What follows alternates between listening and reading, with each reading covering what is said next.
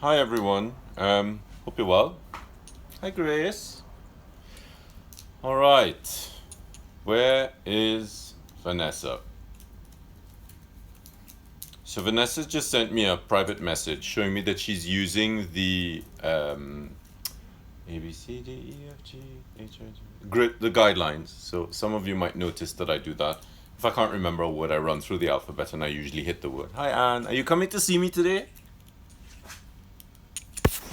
Okay, I thought I'd just show you just a little something very quickly. So this, oh, I can't show you that. This is what one of the Crown Office scrolls looks like.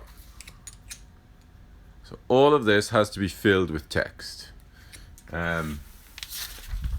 which is nice and fun to write on, lots of vellum.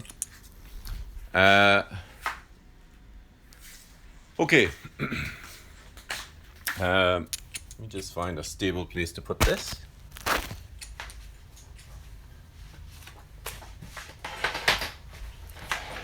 Okay, so there are two sets of guidelines. Angie and I are actually working on a few more sets of guidelines which will help you to use the guidelines better.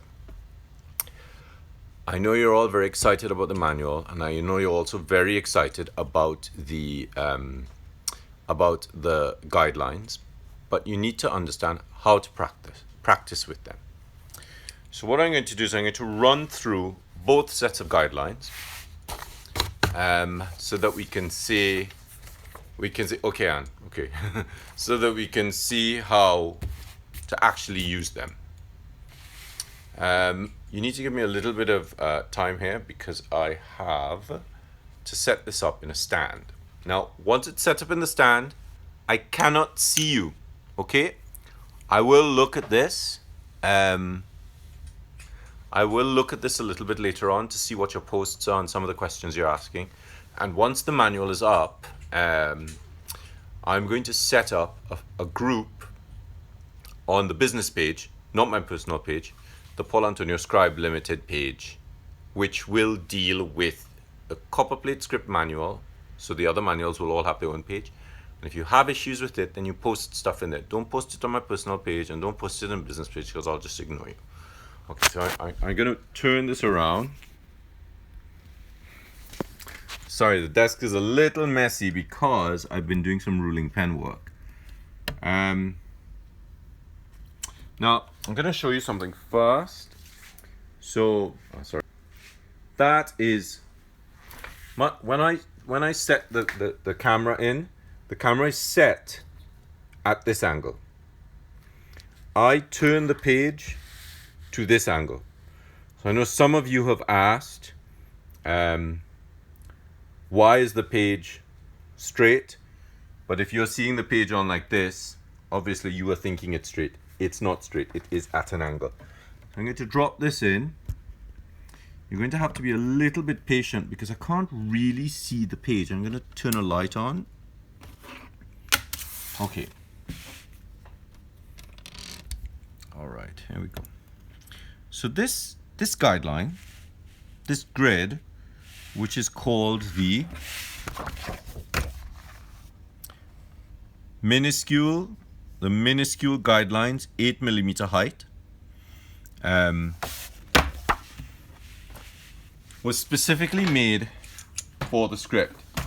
The two sets of guidelines are at different heights because the minuscules are based on the Cancellaresca script and the majuscules are based on the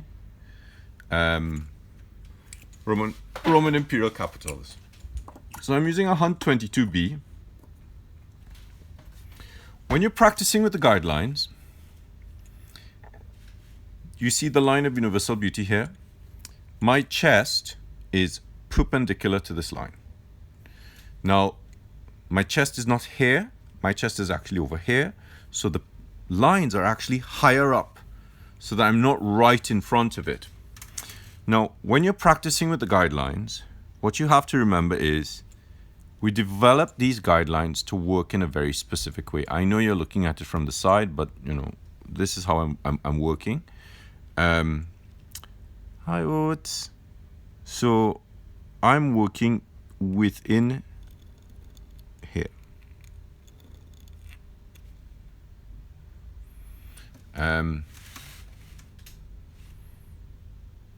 Maybe I could turn the screen. See if I can turn the screen to accommodate this. Okay. There we go. So, is that better? So we have, notice I'm working within a double height. The eye is that wide. So what does that mean? It means that the eye is the 55 is not just the axial line. Vanessa, I'm doing this for you. The 55 is not just the axial line. It is actually the center line. So when you're writing a letter, you write like that. Now, you can write within the line, but it does mean that this, there we go. It does mean that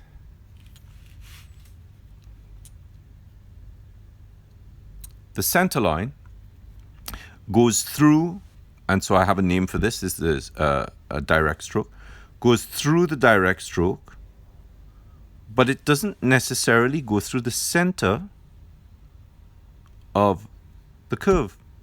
Whereas here, it's actually gone through the center of the curve. One of the things you need to really concentrate on here is accuracy. If you're just sort of kind of writing, you're wasting your time.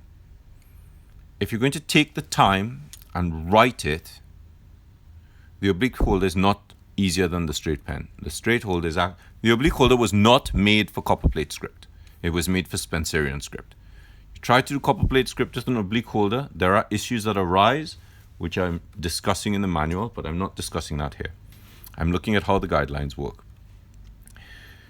So what I would like you to do is to practice with the parallelograms themselves. So if you're writing a letter, you'll write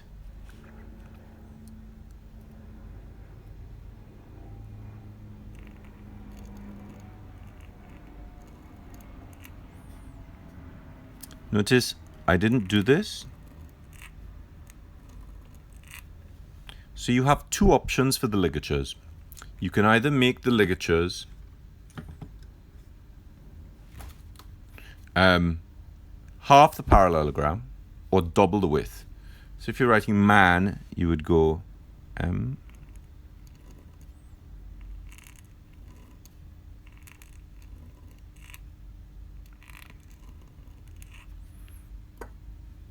A, and this is the width of that parallelogram. Now you could also write, let's say you're writing minute, you'd go, just close this a little bit.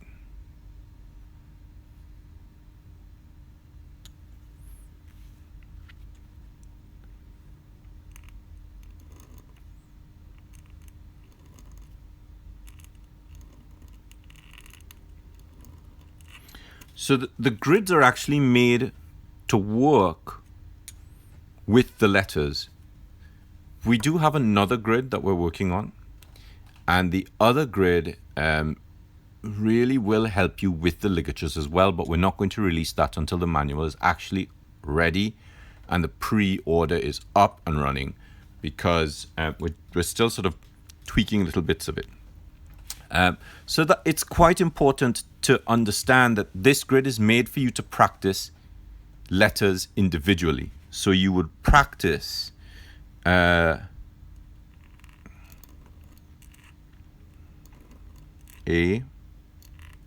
C, E,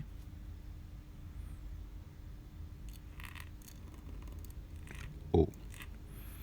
So I'm not using a lead-in stroke for a number of reasons. I can't talk about the papers yet because I'm actually working with this paper company.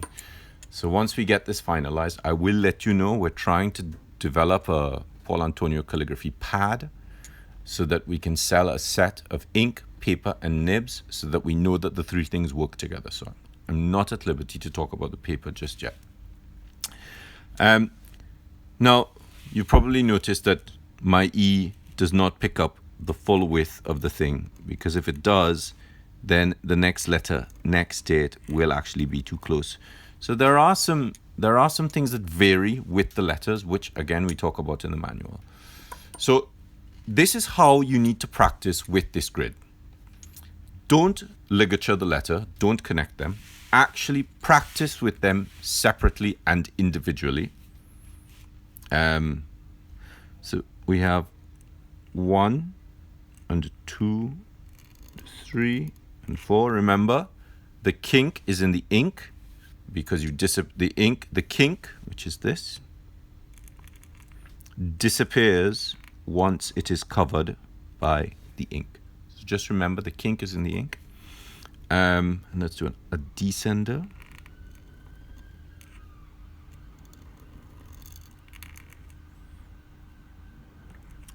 So I hope you're realizing that I am writing quite slowly. This is the rate that I normally practice at. Now, if you want to practice at half the height, which I think you should really take your time on that, you actually have to use half of that parallelogram, okay? But practice big. It's better to practice big. Please use the minuscule guideline sheet to practice. Yeah, my copper plate is 1 to 1 to 1 for a number of reasons. If you're starting off, a higher ratio is actually much more difficult to get. That's a really good question. Thank you for asking that. So if you're practicing at a higher ratio, this is what happens. You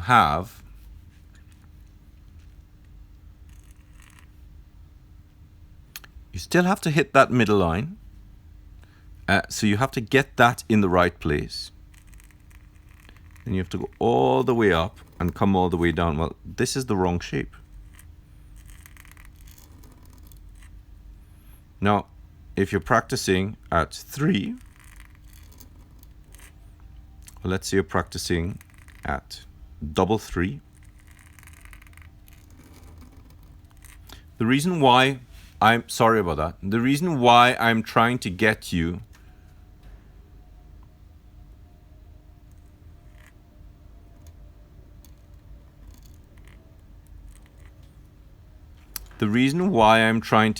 to practice at 1 to 1 to 1 is it's easier for you to learn this movement at 1.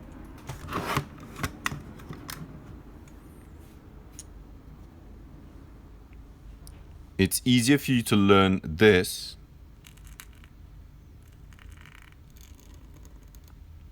and once you've learned where the turn is, where the kink is, how wide the bowl is, how narrow the bowl is, the turn at the top of the bowl, and when to apply pressure and when to release pressure. Once you learn this at 1 to 1 to 1, you're welcome, Miriam, it's very easy to take this to 1 to 2 to 2. Trying to get a higher X height, as well as a higher bowl, trying to get a higher X height for the ascenders and the descenders, means your hand has to travel a lot further. So if you don't really understand how to do this, it'll make writing the letter more difficult. Learn the letter in its simpler form first and then apply a slightly higher X height. So that's the minuscule page. Now I'm just going to talk about the majuscule page. As I said earlier on, the minuscules and the majuscules are come from two different alphabets. Actually, I'll just leave this here a while. I just need to get another nib. Because I've been using this nib to produce a lot of the artwork.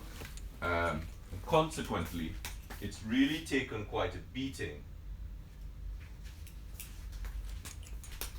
I might actually put that nib up on eBay. I am kidding.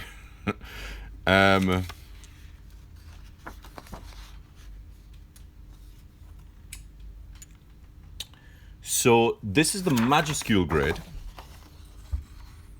all right, which is a 10 millimeter X height.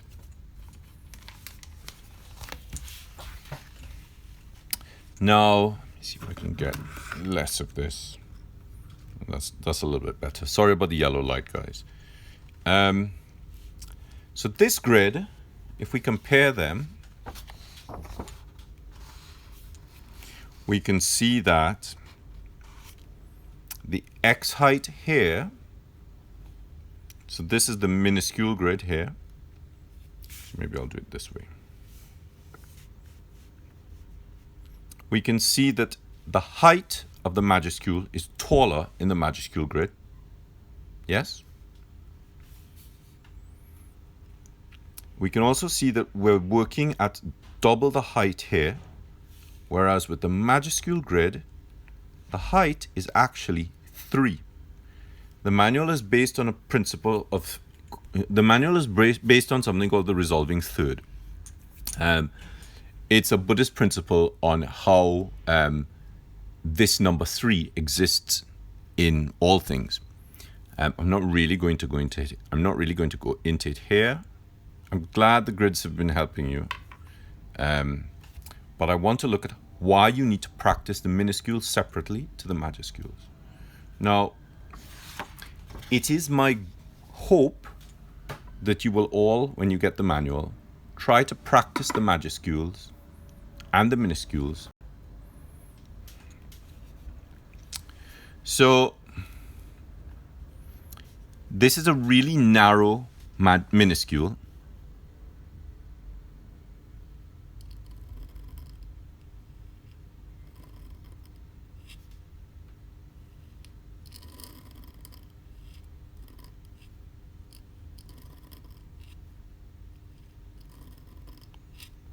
And the reason why I would like you to eventually get on to practice, I'm not talking about the paper because I'm trying to figure out how to get this into a pad for you guys. I would like you to try to get to the point where you're practicing the minuscules at this X height. Reason being, 3 works quite well by forcing you to practice the minuscules this narrow. It helps to give you a little bit more control over the minuscules itself. Now, let's get on to the majuscules.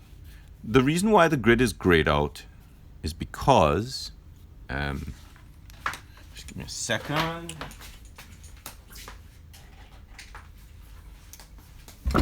We constructed this grid. Angie came up with this brilliant idea of graying out the lines so that you can figure out where you are. So those of you who've seen me draw the angular confinement,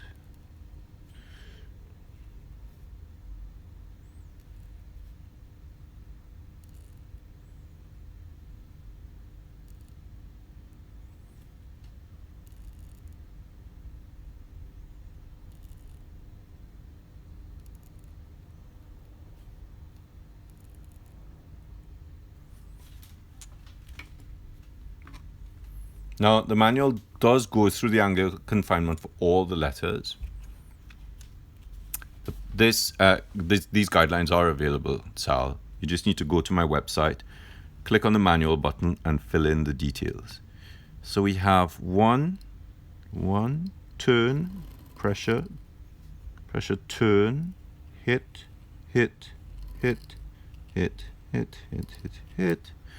Obviously, you're not going to be making all of those turns. 1 and hit there, and hit there, and hit there, and hit there, and hit there, hit there, and hit there. So let me just do that again. I'm just going to zoom out a little bit. Okay, there we go. So we have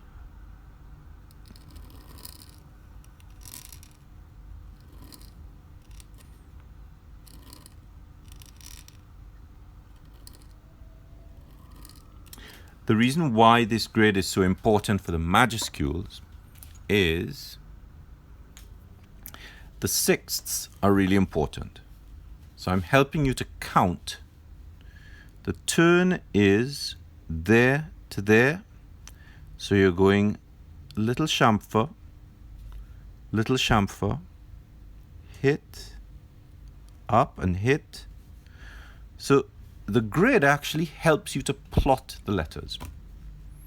And by plotting the letters, it's sort of like calligraphy by numbers, but by helping you to plot the letters, you start to become a little bit more aware of the fact that the letters don't just grow. I know some of you, when you write, if you write the same letter B 10 times, every time the letter gets bigger. This grid helps you. That's why it's called an angular confinement. It helps to confine the letters. It helps to confine the letters in your brain as well, so that in your mind you are thinking it's not that big. The other thing to remember is the letters are actually a lot narrower than you think. So, for instance, I'm glad you find it helpful. For instance,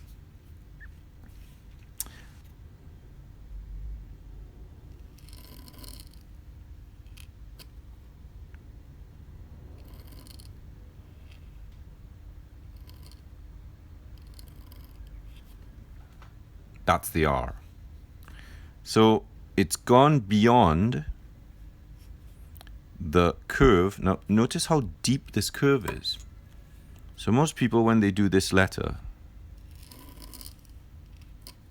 they do this. Well, there's no relationship here. So that's wrong. When you do the letter, you need enough of a... Notice I've come up and out, and now I'm coming down and up and over.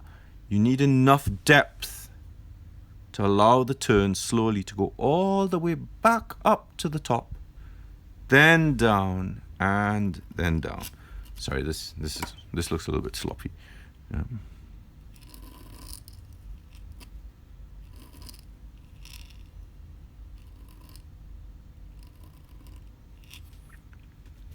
Of course, the other thing that you have to remember is, let's just do that again.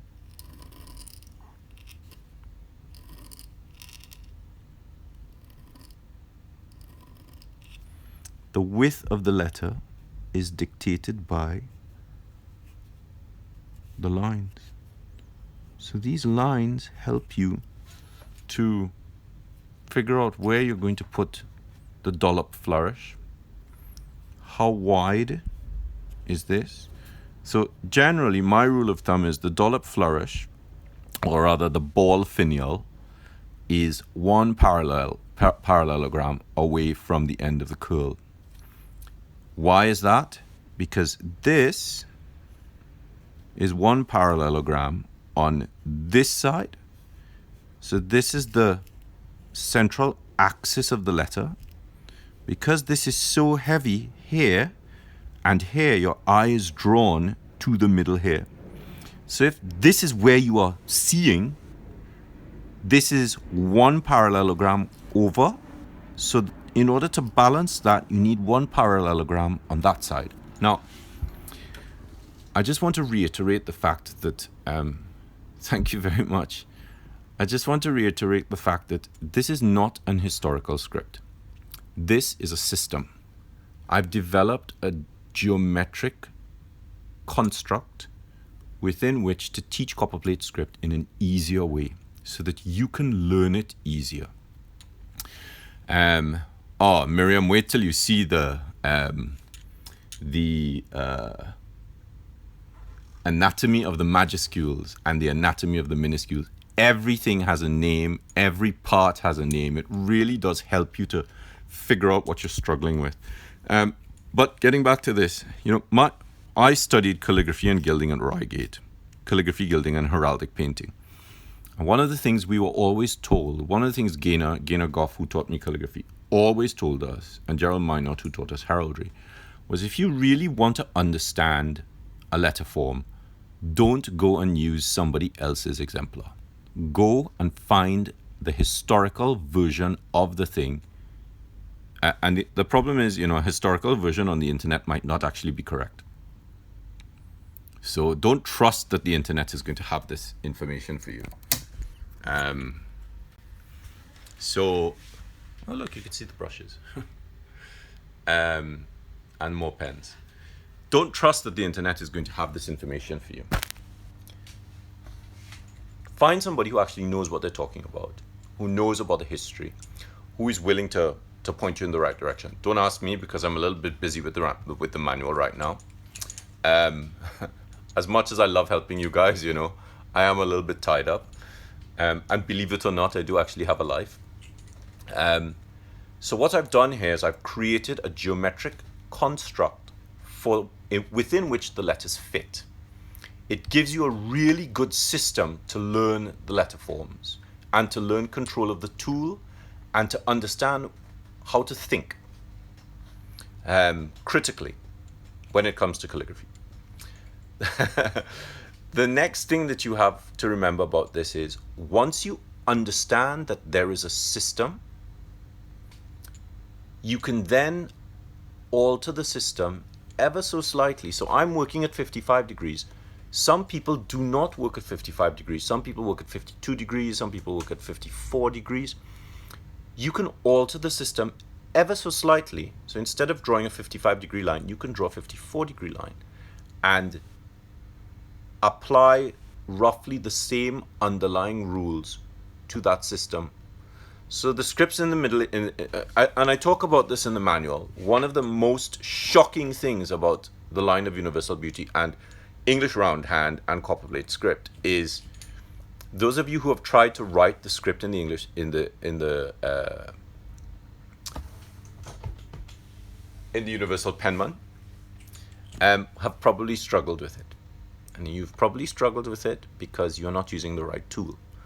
So English roundhand was written with a small left oblique cut quill, not a pointed flexible nib. So if you try to write the script, I want the manual too, Christopher. If you try to write the script with a pointed flexible tool, you will fail. Or you will have to work very, very, very hard to get it to look the same. Calligraphy is not about having to work hard to get the letters to work properly.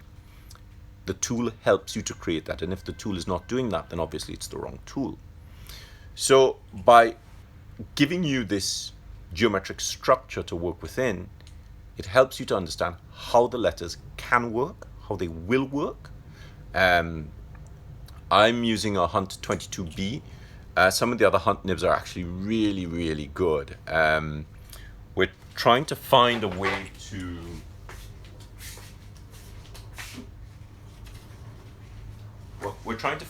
to include something in the manual that I did, which is a nib comparison of the nibs that Speedball make, pointed nibs that Speedball make. Anyway, so just be conscious that, you know, by giving you this framework, it gives you the tools to help yourself get better. Thank you very much. I will let my mother know, and I'm sure she'll be happy. The great thing about this is it also gives you a structure within which to understand how flourishing works. So it's not just some crazy harebrained idea that I've come up with.